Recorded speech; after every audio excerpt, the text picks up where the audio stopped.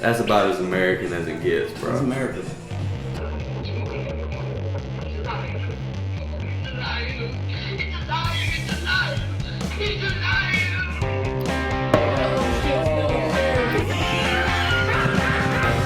Is this thing on? Check 1 2 1 2. It's fucking crazy. They're invincible, indestructible, and he's living for like 10,000 years. 5, 4, 3, 2, 1. Hunt for Greatness podcast. Dude, keep finishing that, man. I'm gonna finish it. What time's Lil Man get here, though? That's the real question. I don't know. We on. We live, Oh, boy. you I got didn't tell me we Taylor were live. You Phillips. didn't even tell We me. live now, baby. Oh, God. I got Taylor Phillips on the Hunt for Greatness podcast. Here we People, I've been waiting for you to come through, son. Here I am. I've been bugging the hell out of you, ain't I? Nah, you ain't bad. I told you I'd be here. You a man of your word. I am. I like that. I'm here. Look, man, I was going to say something to you before the podcast, but I wanted it to be, like, real. So, you know what's really, like, blown my mind about you is that I never remember you playing guitar or being into music. Like, you were diehard, like, baseball. That was 100%. That's crazy. All or nothing. That's what I know about you, Taylor Phillips. You're all or nothing. That's true. Yeah, so when did you get, what happened? Like, when did you get into music? What went on? I think, I'm going to be honest, I think the first time, I remember the days of you playing guitar. Remember those days? Yeah, that's my guitar right there. Look at that. She needs some strings on her, though, boy. I remember those days. But I'm saying, I remember the days you being in the basement at your mom and daddy's house playing music when we come over there. I was like, that's the coolest thing ever. You'd shred it. But I was actually in Raleigh, North Carolina. I'd moved back. I was doing the fireman thing for a while. I moved back, and then I was living with Lawton Sawyer. You remember old Lawton? Oh, yeah. And I just remember, man, no shame in my plug right here. I remember Lawton would be sitting on the couch playing all these Eric Church songs, and all these girls would be just drooling over him. I'm like, I'm going to get a guitar. And he's ugly, too. He's ugly, you know. Hopefully you see that, Lawton. No, but that's honestly where it came from. And I loved country music. I was going to a lot of concerts, and I just I'd never had any interest in playing or writing music or writing poetry or anything. And then I was like, man, I want to do something in the music industry. Well, long story short, 7 years later almost, I remember my lease was up. I called my mom. I said, I'm moving to Nashville. She's like, no, you're not. Your lease was up with Lawton. You were living with Lawton. Raleigh. Yep, we were in Raleigh. And we'd been going to City Limits. So it was back in the day. I mean, 2010 or 11. And I remember going to a concert. I met a guy who was a manager for Craig Morgan at the time. And I was like, man, I want your job. What do you do? And he told me he was like a tour manager. And I was like, man, that would be cool. Like I said, never played guitar or nothing. And then dude, that's crazy. Never played guitar or nothing. I swear, he gave me his business card. It's funny. I actually saw him not too long ago. We still laugh about it to this day. He tells me my stories are the craziest he's ever seen. But he gave me this business card, and I was like, he's like, if you ever come to Nashville, call me. But I'm busy, so don't call me unless you plan on moving. And I was like, well, I guess that's fair. So 3 weeks later, I called him. I said, hey, I'm moving to Nashville. And he's like, no, you're not. All or nothing. Taylor Phillips. That's it. I swear. And Joan was like, nah. Mom was like, nah, you ain't going out there. You ain't getting a business going out there. What are you doing out there? You know, like, She's worried. She's a mom. Worried. She's you know how moms and are.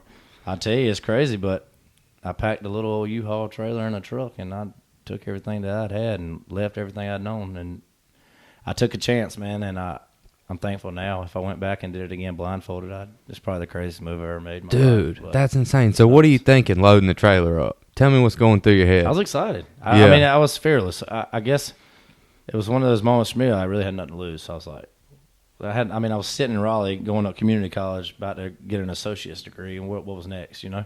And I was like, man, this ain't what I love. And it's crazy how, I mean, I said this week, when you aren't looking for something, you find what you're looking for. And at that moment, I really wasn't looking for anything. And I was like, man, I just love music. So I knew I loved country music, but I didn't know I would love writing it or love being a part of it. So you're not, in your mind, you're not going there to write music? Never had an idea. What are you going for? I had no idea. Just going to hang out? I was going to be a tour manager. That's what okay, I was okay. going to be a tour manager. I love what that guy was doing, man. He was in charge. He was there. He was living a cool life, you know, behind VIP, just hanging out with all these stars. And I was like, man, that's got to be pretty cool. So honestly, I was a fan of music. So I was like, I want to do this to be closer to the people that I love, you know. So I did that, and I swear, man, I started selling T-shirts on the road for like $50 a night. I was eating peanut butter sandwiches multiple days out of the week. Man, I was broke. Who you selling T-shirts for? Ricky Young. Ricky Young, yeah, okay.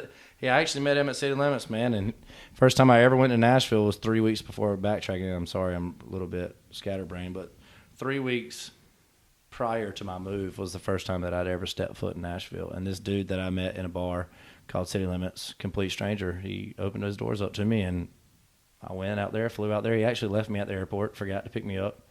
And then I called him, and he picked me up, and I'm like, I had like $50 to my name, and I got in this cab, and I'm not lying, he took me to this cab in the section of town that I probably wouldn't be my ideal part of town. And I was like, I don't know what I'm doing here. And I like called him, I was like, dude, is this the right spot? And he's like, yeah, man, get out, come on in. I see you out there. So I pay for this cab, and I walk in there, and it's a house that's a studio. Mm-hmm. So he's cutting a record in there. Like the first day I ever moved to Nashville, I'm like, this is nuts. This is awesome. So I went on the road with him, sold T-shirts like $50 a night. The Rowdy Loud tour back in the day. He was opening up for people. He did like a show at Harris Casino, Blake Shelton. I was like, just seeing how involved and how cool it was. Like, it was neat.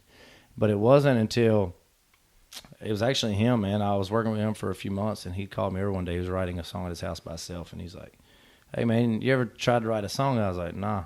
I don't even know where to start. I couldn't tell you. And this is Ricky Young. Yep. And he said, "Come over here." And we sat there that day, and I'll never forget it. I'm forever in debt to him. But that day, sat there for about 30 minutes, man, and got to be a part of this song he wrote. And he cut it. And a cut in Nashville is everything to a songwriter. It's like, that means that an artist is going to record that song and put that song on all platforms. And he told me the first song I was ever a part of, he was cutting, and I was like, this is nuts. And the day that he did it, he was cutting another song that Bubba Sparks was featured on. So the first time Bubba Sparks. That's right. The first time I was ever on a song in a studio with one of my songs was the first song I ever wrote or co-wrote, and he cut it, and Bubba Sparks was in the studio singing. So I was like, what is life, man? It's crazy. That's like just insane, dude. Wild. So that's when you really were like, okay, I think I might write songs. Yeah, but I went out with Kelly Pickler for a while. I was doing T-shirts and stuff. I met Craig Campbell. I actually wrote a song with him that he ended up playing at the Grand Ole Opry for colon cancer. Man, it was neat, and it was like, that was my first song I ever played at the Grand Ole Opry, and that was like everybody's dream. And I'm like, people around me are asking me, how am I doing this? You didn't come here to do this. And then there's other people that are shunning me for being able to do it. So it's like, I was catching a mid-drift, man. I was having people that were patting me on the back, and then I was having people that were stabbing me. And it was because, it's because they've been trying to do what you've been doing. It's kind of not fair. Like, I mean, I believe that life ain't fair. I really do. There's a lot of obstacles in it that I feel like that it isn't, and that's why I never take it for granted, because I've been very, very, I say lucky all the time, blessed, lucky. And I mean, I work hard, but at the same time, there's people who've been out there 10 years and never had a song put on any record. And I'm like, the first song I ever wrote, even though it wasn't like a major label cut, it was still meant enough to somebody to put it out. So it's like, it was crazy. But you know what I think, dude? And I saw your dad kind of pound this into you, and everybody on the team really is just like, you can have the talent, but it's a lot to do with your attitude.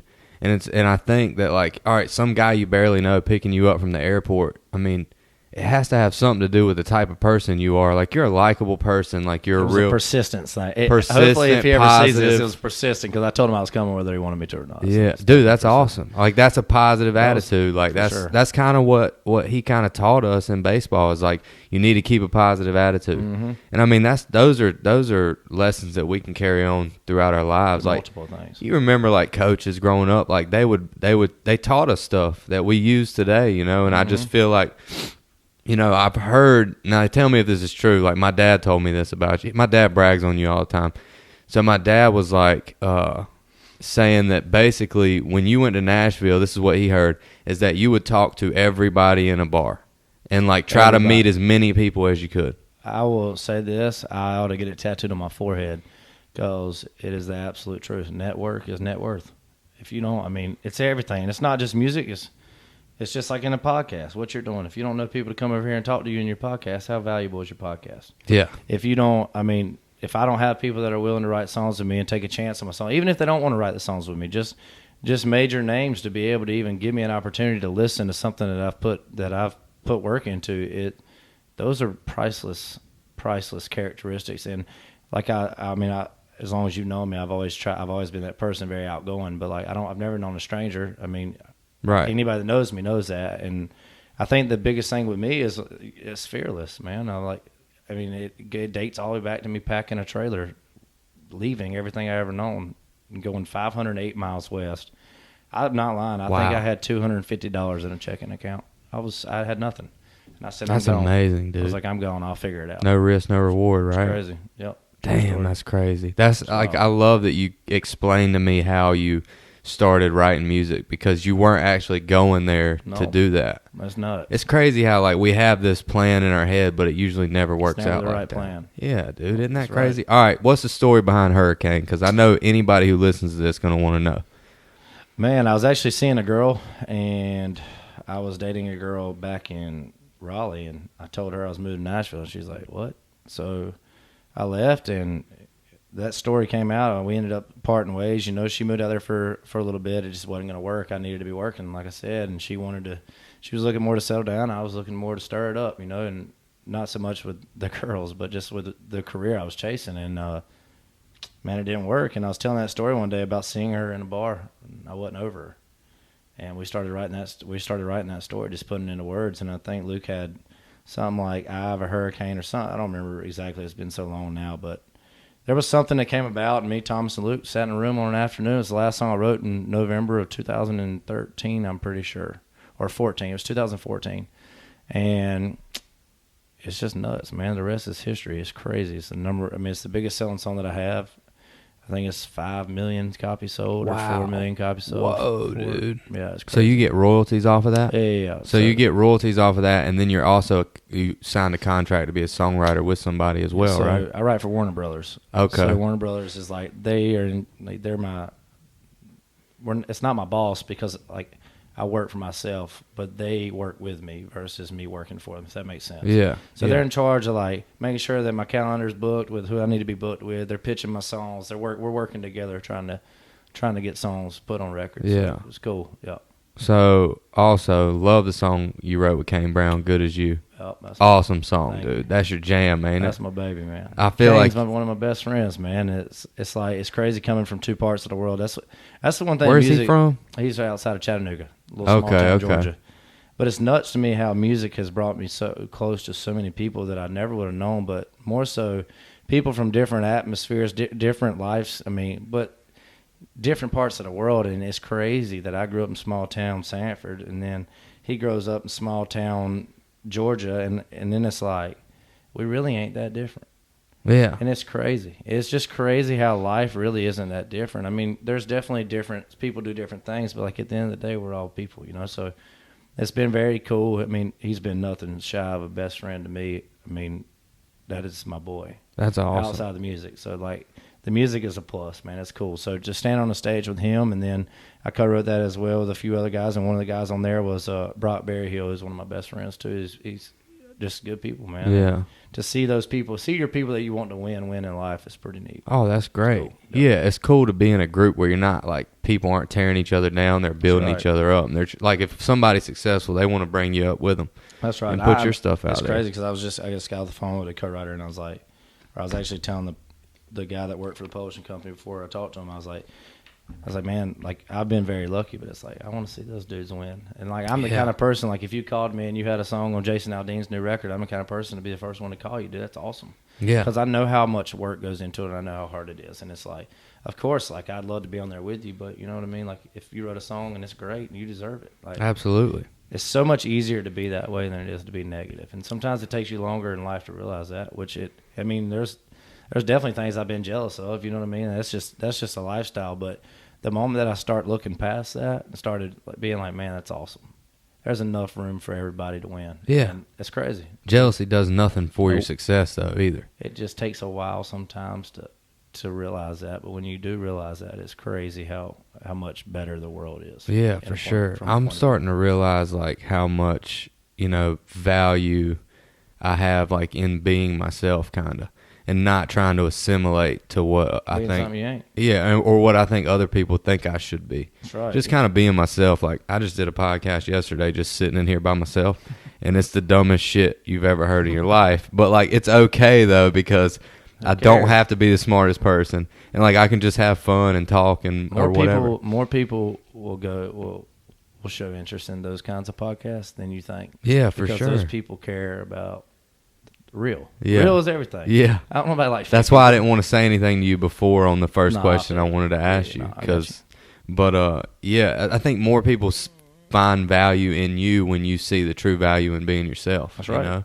Absolutely. I feel like I've definitely seen you get more comfortable with yourself as you've gone along in Nashville, I mean, too. You're always going to have insecurities. I mean, I'm out there singing and playing a guitar, barely, beside dudes that have been doing it for 20 years, 25 years, playing, writing songs. And I'm over here like, I don't even, and I'm the first person to tell them I don't belong in this room. It's imposter syndrome. You ever heard of that? That's what that is. Look it up when you get out of here. That's what it's like. You're doing really good, and it's like, you know, what's going on? Is this really me? Is this really I ain't happening? supposed to be in this room. I watch those dudes. I mean, they can play it with their eyes closed, upside down behind their heads, write songs left and right, sing melodies, and I'm like, I'd have never thought of that. And it's crazy. That's what's so cool about, because everybody there, man, you find your team, but it's not just like 9 people. It's not just a baseball team. You know what I mean? It's not just a school. Tomorrow I could write with y'all or write with you, and the next day I could write with somebody I never met before. And it's crazy how in a matter of 3 hours in a studio room or a writing room, how you can pull somebody's heart out of their chest, and they're so willing to put it out onto a guitar. To whereas if we were sitting here right now with this door closed and you were talking to me about something, I might be more hesitant to tell you than I would when I'm around that comfort zone. And that's what music's allowed me to do, is to escape. It's literally my escape.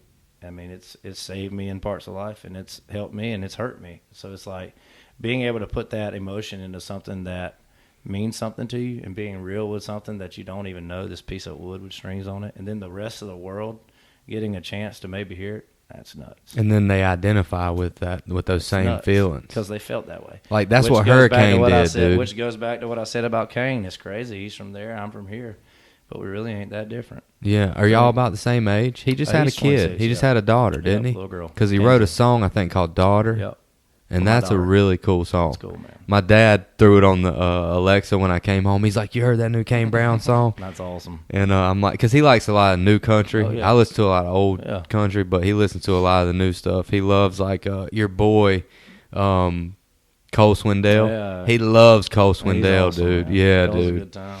Yeah. So how'd you? So you like kind of fell in with the guy you wrote the song with first, and then you just kind of met people at the bars and networking, and that's how you. Yeah, it's the biggest small town ever. Like Nashville is like Sanford. What does that mean? I mean, it's the biggest. It's a big city when you think. Yeah, about I've it. never been. From I don't. Bird's eye view, it's a big city. Okay. But inside of that music industry, it's very small. It's very camp driven. It's very networked. It's.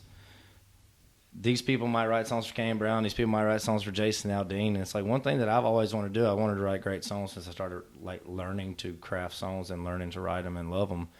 One thing I never wanted to do was just be stuck in one circle. Yeah. I wanted to be able to be around the people that I had something in common with, because those are the people that I'm going to be able to pull from and put stuff on paper and maybe see what it turns into. You know what I mean? So Nashville, when I say that, it's very, very small. Like music wise, yeah. Like I think there's 200, maybe 220 signed writers in country music. Wow. So like my God, dude, that's nothing. Yeah, that's crazy. That's nothing. So 220 people. I mean, there was more than that in our senior class. You know what I mean? It's like, dude, you start thinking about that, and it's like, I might write with one week, and I might write with them again the next week. It's crazy. Like, it's nuts. When you're writing with people, do you kind of? I feel like if it was me, I would realize like how different people's brains work. For sure, there's definitely people you know. I mean, that's like I'm more of an idea guy. Like I like the hook of a song. So the hook, like the title and the hook of the song, the impact. That's the impact. So when it gets to that point, building that up to that point, I love when people are like, "Oh my God, did he just do that? How did he just do that?" Like those are the kind of songs that I've grown to love. And there's some people out there that love the melody-driven songs, the big rocking songs, the kick drums and stuff. So it's crazy how you're right, how you identify with those people, because if I got an idea that sounds more like a rock kick drum, I'm going to go find that guy that's good at it. It's all about placement. You know what I mean? If you're a baseball coach and you need the best pitcher and you got 3 options and one's a catcher, one's a pitcher, and one's a left fielder, you're going to pick the pitcher. You know what I mean? For sure, so yeah. It's like you learn, and the only way to learn that is through experience, and you write, and the same words that just came out of the guy's mouth that I was on the phone with is like, man, you write so many songs just praying that you get one chance. Literally. It's so hard. Like last year I probably wrote 300 songs, and I had 10 11 looked at, held, on hold, or cut. What happens to the rest of them? They're just sitting in a catalog.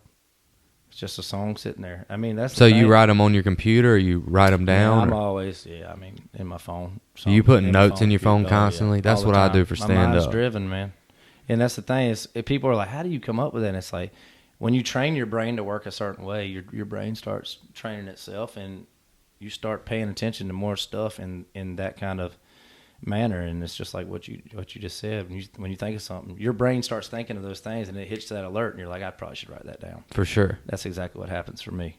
For me, it happens more like when it's quiet, like when nothing's going riding on. down the road looking at a school bus drive by, if something says something on the side of it, you know what I mean? Like T-shirts, like it's crazy because words now, like lyrics have become such a big part of my life. Like I'm all the time looking to see if something stands out. It's wild, man.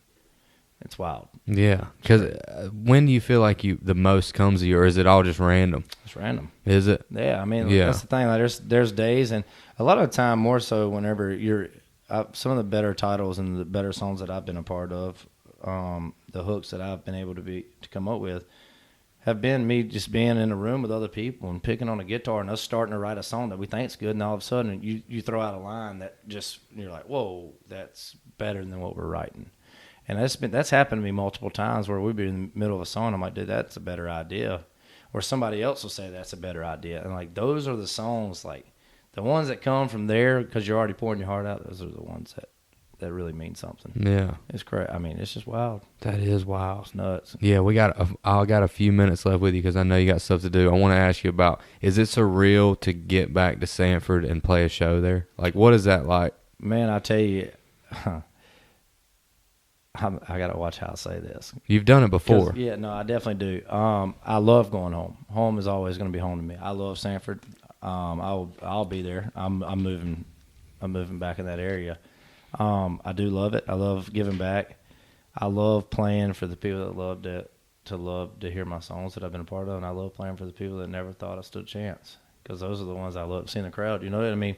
Just like you. I mean, just like me, just like a lot of people we grew up with. We've had a lot of obstacles that we've had to jump through, and a lot of people told us good luck and wrote us off, man. So it's kind of funny to look back at those people now, because those are a lot of the ones that are showing up.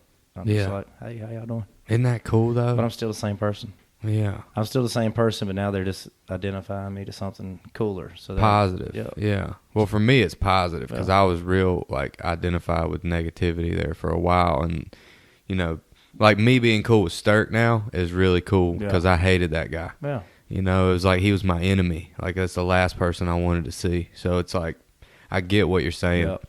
Like having those people that, you know, weren't necessarily your best friend, and then now they'll show up and support you. I think that's very cool. Yeah, it's cool. I like Sanford, but like I'm good after like 3 days. I'm ready to bounce on back to Wilmington. There's just something about. I mean, honestly, with my career and a lot of stuff that I've pulled from, I wouldn't have this. I wouldn't have what I have without Sanford. And I'm not saying the people in Sanford. The experiences. It's the memories. Yeah. It's the experience. And I was actually with the mayor the other day, and I was talking to him. I think we were sitting at lunch. He was actually in Nashville. I ran into him, and I told Chad, I was like, he's like, yeah, Sanford's growing. It's getting big for you. It's going to be big whenever you get back. And I was like, man, that's kind of the worst part about it, in my opinion. That's great for Sanford.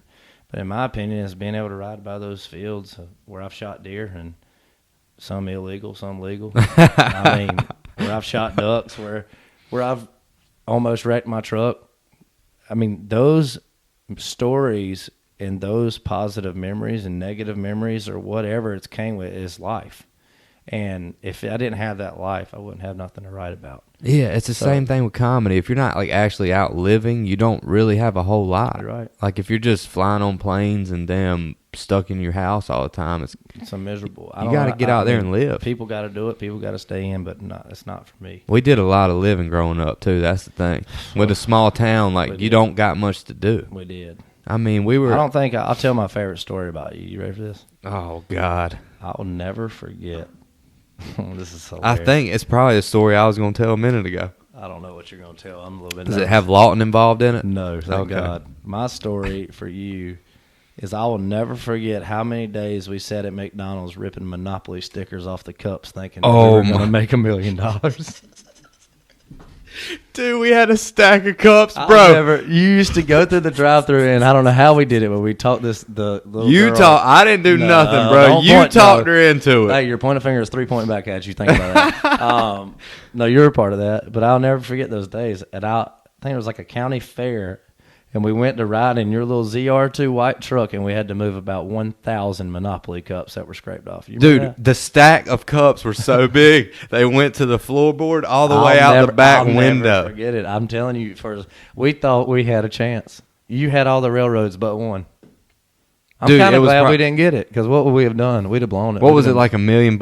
It was like $1 million, and we were so close. I think we were one railroad off. That would have been the worst thing possible. It'd to have happen been the to worst me, fight dude. ever, because all of us had arthritis in our fingertips from scraping Monopoly stickers. Who was going to get the most of that money is what I wanted to know. Dude, there was like those little tabs were everywhere in my Everywhere. truck. Dude, I'll I never found forget. them to the day I sold that Do you truck. remember how mad you used to get when we would throw them purposely on your floorboard? I don't You would get remember. so mad. I'll never forget. It was funny. I remember one time, dude. It was like the second time I ever got drunk, right? I was probably like, I don't know if you 11? were there or not.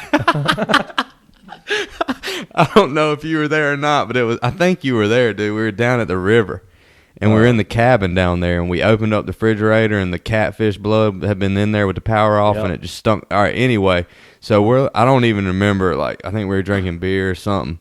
Anyway, it's pitch black out there, right? And dude, something just nails me right in the jaw, dude, and I fall out of my chair, and I'm like hammered, and I get back up, I'm like, what happened, man? What was that? And I remember Lawton saying, I punched you in the face. And I'm like, I thought we was boys, He's dude. a Why would bully. you do that? He's a bully. Dude, I remember one time he ran me over at home plate, chipped my tooth, and I swear to God, dude, I went from home plate to the backstop. I woke up at the backstop, and I looked at my glove. I was knocked out, and I woke up and looked at my glove, still had the ball in there. You out, Lawton Sawyer. I know you're going to listen to this. You was out, buddy. Since you're talking about him hitting me, oh, my God. There's two moments where he's hit me in my life. One was he was playing for the Whiz Kids at Dalrymple Ballpark. I was weighed 87 pounds soaking wet, and he was pitching it. And the first ball he threw hit me right in the side of the head. I'll never forget it. He hit me right in the helmet. He did it on purpose. He threw gas, Yeah, he too. smoked me. I just hit the ground. That one, and then there was East-West football game, and it was a kickoff. And I don't know why he was on kickoff. He was fat and lazy. Lawton, you're hearing all this. But I'll never forget it. He was 60 yards from the football, and so was I. And all I start hearing is, and he's yelling, running at me. And I'm talking about full speed, just goes in, boom, smokes me. Oh, Personal no. foul on whatever. He got a flag blown on him. But So you were west. Yeah, he was and he east. was east. And when I got done, it was north and south because I was half knocked out. So you got a show tonight, Castle Hayne, and then you got a show tomorrow in Sanford. Sanford. I think the show tonight you're doing is right by the boat ramp. I'm pretty sure. It's like have you ever been there? It's a barn. It's a barn burner, boy. Yeah, Tiny okay. place. Okay, yeah, I think that's where it's at. I'm pretty sure. That's cool. My buddy owns it, so I always try to come down here. Not Cody, right? Yeah, Cody owns it. Oh, he owns that? He bought it. Yep, so Damn, I go out that there boy balling, He son. He out balling. here He buying up balling. real He's estate, boy. balling. Damn. Yes, I come out here and it's always cool to get a couple buddies come and just pick Yeah. on an acoustic guitar. Bring you back to your roots, It's fun. Yeah, for sure. Dude, Yeah, I cool. really appreciate it. Thank you We for we having did me. about 30 minutes. We're That's good with perfect. that. Yeah, I know you got stuff to do, but I really appreciate you coming by Anytime, here. buddy. This has been like definitely a goal for me to get you on. It helps me out tremendously because I'm trying to get people on It's all that good. I admire. I'll send you a bill in the mail. Yeah, send me the bill. I ain't gonna pay it. That's cool. Throw it on my tab. Oh, man, credit. I'm turning it into your credit report. Okay, all right. Well, you remember where you heard it first. Yeah, you guys, thanks for listening. Taylor, I really appreciate you being Anytime, on. buddy. Definitely an honor to see you all every time The I Hunt see for you. Greatness, baby. Hunt for Greatness podcast. Thank you, guys.